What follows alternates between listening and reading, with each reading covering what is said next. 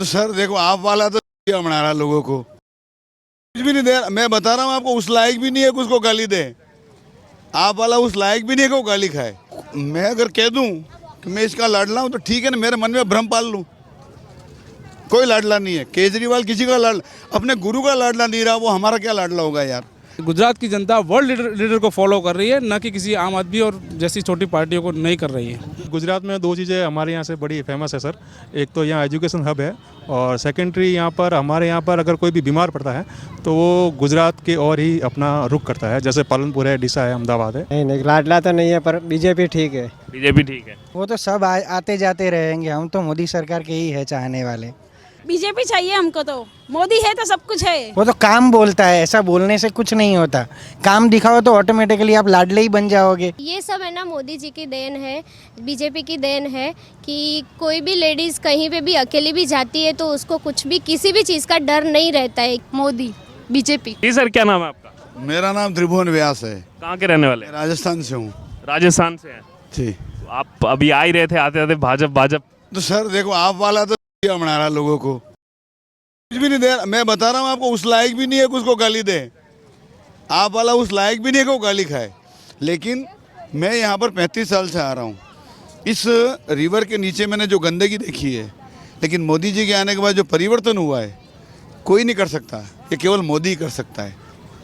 और सबसे बड़ी बात, इतनी बढ़िया शांति है गुजरात में कि हमको आने के लिए फ़ोन नहीं करना पड़ता है कि भाई आवे कि नहीं आवे। पहले आपने जिक्र किया जो कर्फ्यू लगते थे, लेकिन मैं गुजरात की जनता को धन्यवाद देता हूँ कि यहाँ हिंदू मुस्लिम सब मिल के रहते हैं। कोई भड़काने वाला है वो अलग बात है, लेकिन बहुत अच्छी कौम है यहाँ पे रहने वाली।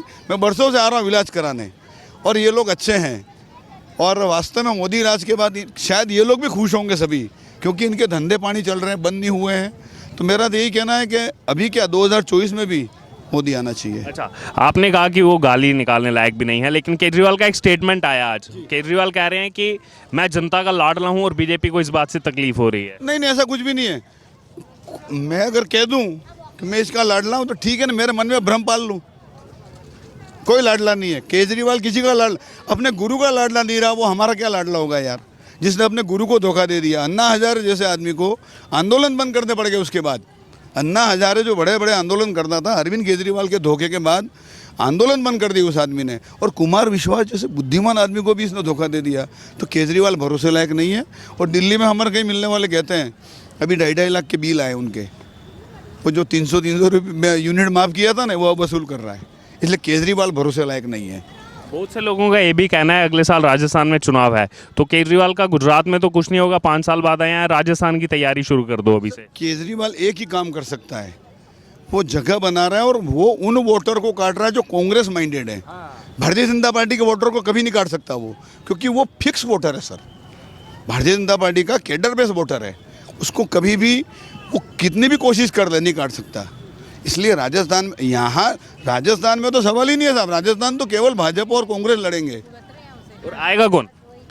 100% भाजपा आएगा, क्योंकि गहलोत कितना भी अच्छा काम कर ले, हमारे वहाँ का सिस्टम है 5 साल दोबारा नहीं लाते हैं, क्योंकि भ्रष्टाचार का ज़्यादा मौका देना भी नुकसानदायक हो जाता है। इसलिए ये करते हैं। हिम्मत सिंह नाम है मेरा। कहाँ के रहने वाले हैं? सर एक्चुअली मैं राजस्थान का हूँ, इंदौर रहता हूँ मैं सर। अच्छा, राजस्थान के यहाँ घूमने आए हैं? हाँ जी, हमारे भाई साहब है यहाँ पे। आप यहीं गुजरात के? जी, मैं 20 साल से गुजरात में ही रह रहा हूँ। 20 साल से गुजरात में क्या क्या बदलाव देखा 20 साल से गुजरात में? गुजरात में डेवलपमेंट आप देख ही रहे हैं। इंफ्रास्ट्रक्चर से लेके, एजुकेशन से लेके, हेल्थ से लेके सारी चीज़ें बदल चुकी हैं। जब 2002-3 में जब मोदी जी मुख्यमंत्री बने थे, उसके बाद से लेके आज तक गुजरात ग्रोथ में ही चल रहा है। कोई कभी कुछ स्टॉप नहीं हुआ, इसका ग्रोथ रेट बढ़ता ही जा रहा है। अच्छा, बेसिकली आप राजस्थान के रहने वाले हैं। कांग्रेस कहती रही है कि हम राजस्थान का जो मॉडल है अशोक गहलोत का, वो देश भर में लेके जाएंगे, और बीजेपी अपना गुजरात मॉडल पे ही बात करती है। तो आपको दोनों मॉडल देख करके कौन सा मॉडल बेस्ट लगा और क्यों? एक्चुअली सर क्या है, गुजरात मॉडल तो बेस्ट मॉडल है। राजस्थान में सर कोई मतलब ऐसा रोजगार नहीं है लोगों के पास में, और कोई मतलब डेवलपमेंट नहीं हुआ। बाकी रोड वोड ये वो सब ठीक है, लोगों के पास में मजदूरी देते, 100 दिन की मजदूरी देते, मतलब ऐसे लोगों को ये करके रखा है। बाकी ऐसा कोई विकास नाम नहीं है। अच्छा, आप तो 20 साल से यहाँ पर हैं। अगर बात की जाए तो अपोजिशन ये आरोप लगाता है कि रोजगार नहीं है लोगों के पास, दर बदर यहाँ लोग घूम रहे हैं, विकास नहीं है। आप कैसे देखते हैं इन सब चीज़ों को? नहीं, ऐसी कोई बात नहीं है, रोज़गार पूरे हैं यहाँ। गुजराती लोग रोज़गार पे डिपेंडेंट नहीं है, गवर्नमेंट पे इतना डिपेंडेंट नहीं है, सेल्फ डिपेंडेंट है। आप देख रहे हैं एजुकेशन के मामले में कहाँ तक पहुँच रहे हैं। अमेरिका में आज डॉक्टर गुजरात के नहीं है क्या, इंजीनियर नहीं है क्या? केजरीवाल जी और आम आदमी पार्टी के साथ में दूसरी पार्टियाँ भी ऐसे आरोप लगा रही है कि एजुकेशन में गुजरात बहुत पीछे है, लेकिन ऐसी कोई बात नहीं है। ग्राउंड लेवल पे देखा जाए तो गुजरात अपने लेवल में ग्रोथ कर ही रहा है, हर एक सेक्टर में आगे ही बढ़ रहा है। क्या अपील करेंगे गुजरात की जनता से कि किन मुद्दों पर वोट दें? गुजरात की जनता को अपील करने की ज़रूरत नहीं है, वैसी बात हुई है, क्योंकि गुजरात की जनता अवेयर है और मोदी जी का राज था, है और रहेगा, क्योंकि गुजरात की जनता वर्ल्ड लीडर को फॉलो कर रही है, न कि किसी आम आदमी और जैसी छोटी पार्टियों को नहीं कर रही है। जी, क्या नाम है आपका? विष्णु अग्रवाल। कहाँ के रहने वाले हैं? सर राजस्थान बालोतरा। यहाँ काम करते हैं? नहीं, यहाँ पर एजुकेशन के सिलसिले में आए थे। एजुकेशन के सिलसिले में राजस्थान से गुजरात? गुजरात यूनिवर्सिटी बहुत अच्छी है, इसलिए यहाँ पर एजुकेशन यहाँ की अच्छी है, इसलिए यहाँ पर। देखिए, ये एक कॉमन मैन की आवाज़ है। पॉलिटिक्स तो चलती रहती है, नेता एक दूसरे पर आरोप लगाते हैं, चुनाव का समय है, अपोजिशन आरोप लगा रहा है कि गुजरात का एजुकेशन सिस्टम बेकार है, और आप खुद राजस्थान से यहाँ हैं क्योंकि गुजरात यूनिवर्सिटी अच्छी है। क्या कहेंगे इस बारे में, गुजरात के बारे में? नहीं, गुजरात में दो चीज़ें हमारे यहाँ से बड़ी फेमस है सर। एक तो यहाँ एजुकेशन हब है, और सेकेंडरी यहाँ पर हमारे यहाँ पर अगर कोई भी बीमार पड़ता है तो वो गुजरात के और ही अपना रुख करता है। जैसे पालनपुर है, डिसा है, अहमदाबाद है, यहाँ तक हम लोग हमेशा आते रहते हैं। अच्छा, ऐसा क्यों? यहाँ क्यों देखते हैं स्वास्थ्य सुविधाओं को? हाँ, स्वास्थ्य यहाँ पर एक तो सर यहाँ का ट्रीटमेंट थोड़ा सा ठीक है, और थोड़ा सा यहाँ जो चार्जेस वगैरह है वो एकदम रिलायबल या रिजनेबल कह सकते हैं इसको, वो लेते हैं। और जो भी इलाज है वो प्रॉपरली इलाज है, मतलब टेस्टिंग के साथ कह सकते हैं, आप कुछ भी कह सकते हैं, वो डॉक्टर की भाषा मेरे को नहीं आती इतनी, पर इलाज प्रॉपर है सर यहाँ यानी कि संतुष्ट होकर जाते हैं यहाँ की मेडिकल फैसिलिटी? 100% संतुष्ट होकर जाते हैं सर। यहाँ से आप पकड़िए डीसा से पालनपुर और फिर ये अहमदाबाद गुजरात तक ठीक है। इसलिए अगले साल राजस्थान में भी चुनाव है, तो मूड बता दीजिए क्या है अगले साल राजस्थान का? राजस्थान में सर अभी कांग्रेस थोड़ी सी कमज़ोर है, हमारे गहलोत साहब वैसे फिर भी ठीक है, पर वो पार्टी की आपस में पॉलिटिक्स जो चल रही है, हाँ, उसमें से थोड़ी सी ज़्यादा कमज़ोर है। बाकी हमारे यहाँ पूरा शांत इलाका है, और पॉलिटिक्स हमारे यहाँ इतनी ज़्यादा हावी नहीं है जितनी होनी चाहिए। एक दूसरे से अपोजिशन हो या चाहे दोनों हो, हार जीत होती रहती है, पर मिलकर रहते हैं। हार जीत होने के बाद भी इतना शांत इलाका है, बस वो वाली बात है सर। ठीक है, धन्यवाद सर। सर एक बात और थी इशू, गवर्नमेंट से सर एक थोड़ा सा टैक्सेशन प्रणाली का सर, हमेशा हम छोटे छोटे व्यापारी है सर, उसमें बहुत ज़्यादा उलझन है सर। तो रिक्वेस्ट ये है कि अगर टैक्सेशन प्रणाली थोड़ी सी इजी कर ले तो छोटे व्यापारी थोड़ा सा खुल के व्यापार कर सकते हैं, थोड़ा उनको इजी समझ के अच्छे से व्यापार कर सकते हैं। हाँ, हमको सर यही प्रॉमिस किया गया था उस वक्त के अंदर कि जब भी आएगा वन टैक्स वन नेशन के ऊपर हम लोग आगे बढ़ेंगे, लेकिन टैक्सेशन बहुत ज़्यादा उलझ चुका है। और मैं सर MA किया हुआ हूँ, और टेक्सटाइल फील्ड है सर मेरा। मेरे MA करने के बावजूद भी हमको टैक्सेशन कॉम्प्लिकेटेड सिस्टम है। हाँ, तो जो हमारे लगभग मैं समझता हूँ 60% हमारे भाई नॉन एजुकेटेड है कपड़ा लाइन के अंदर, ऐसा मेरा मानना है। उनके लिए तो सर बहुत ही हार्ड हो गया, मेरे लिए भी हार्ड है, तो उनके लिए भी मेरे हिसाब से हार्ड ही होगा सर। उस पर काम करना चाहिए, उस पर काम करना चाहिए सर। टैक्सेशन बड़ा टिपिकल हो गया सर। जी सर, क्या नाम है आपका? संदीप। कहाँ के रहने वाले हैं? अहमदाबाद। किसकी सरकार चाह रहे हैं इस बार? बीजेपी। केजरीवाल कह रहे हैं मैं जनता का लाडला हूँ, धोखा देंगे उनको? नहीं, लाडला तो नहीं है, पर बीजेपी ठीक है। बीजेपी ठीक है। आपका क्या नाम है? चिराग। किसकी सरकार चाह रहे हैं? हम भी वही मोदी सरकार ही चाहेगी, बीजेपी सरकार। केजरीवाल जी सुनेंगे दुख हो जाएगा, वो तो कह रहे हैं मैं जनता का लाडला हूँ। वो तो सब आते जाते रहेंगे, हम तो मोदी सरकार के ही है चाहने वाले। वही कांग्रेस के बारे में क्या कहेंगे? नहीं, वो तो नहीं चाहिए, उनका राज बहुत देख लिया है, अब तो बीजेपी बराबर है। जी मैम, आपका क्या नाम है? किंजल। आप किसकी सरकार चाह रहे हैं? बीजेपी चाहिए हमको, तो मोदी है तो सब कुछ है। अच्छा, महिला सुरक्षा के मुद्दे पर क्या कहेंगे? गुजरात में हमने देखा है यहाँ पे महिला सुरक्षा काफ़ी मतलब ज़्यादा, वो कोई क्राइम नहीं है, कुछ नहीं है। नहीं, जब से मोदी आया तब से क्राइम बिल्कुल खत्म ही हो गया, ऐसा बोल सकते हैं। अभी अहमदाबाद में तो आधी रात को भी लेडीज घूम सकती है, ऐसा कहीं केजरीवाल के राज में नहीं होगा ये सब, इसीलिए हमको तो बीजेपी ही चाहिए। लेकिन वो तो कह रहे हैं मैं जनता का लाडला हूँ। तो क्या खुद बोलेंगे ना, मोदी खुद अपना नहीं बोल रहा, ये तो खुद अपना बोल रहे हैं ना, दूसरे बोलेंगे तब होता है, खुद का वकान खुद बोलेंगे तो नहीं होगा वो।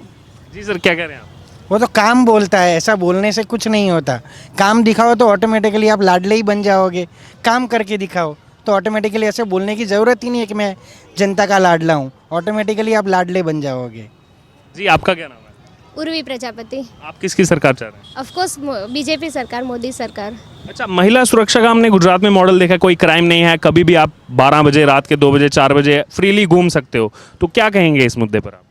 ये सब है ना मोदी जी की देन है, बीजेपी की देन है कि कोई भी लेडीज़ कहीं पे भी अकेली भी जाती है तो उसको कुछ भी किसी भी चीज़ का डर नहीं रहता है कि भाई मैं आज यहाँ पे जा रही हूँ तो मुझे कुछ हो जाएगा या कुछ भी, लेकिन ये सब मोदी जी की ही देन है।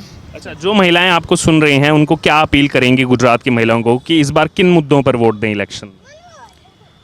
सॉरी, किन मुद्दों पर वोट दें आप इस बार इलेक्शन में? बस यही कि जो गुजरात में जो विकास हो रहा है, जिस चीज़ पे हो रहा है विकास, और जो आपकी सेफ्टी लग रही है, आप महिलाएं अभी काफ़ी पहले से कहीं ज़्यादा बाहर निकलने लगी है, जॉब करने लगी है, खुद के दम पे खड़ी रह सकती है, वो सब उन्हीं की वजह से हो रहा है सब कुछ। आप क्या अपील करेंगे, किन मुद्दों पर वोट दें गुजरात की महिलाओं से? मुद्दा तो मेन में गवर्नमेंट ने ये मोदी सरकार ने तो बहुत सारी स्कीमें निकाली है। पहले तो दवाई की 5 लाख की दवाई की स्कीम निकाल दी है, और अभी लेडीज़ को और भी कितने कितने जो सीजरियन में भी उसने अंदर ऐड कर लिया है।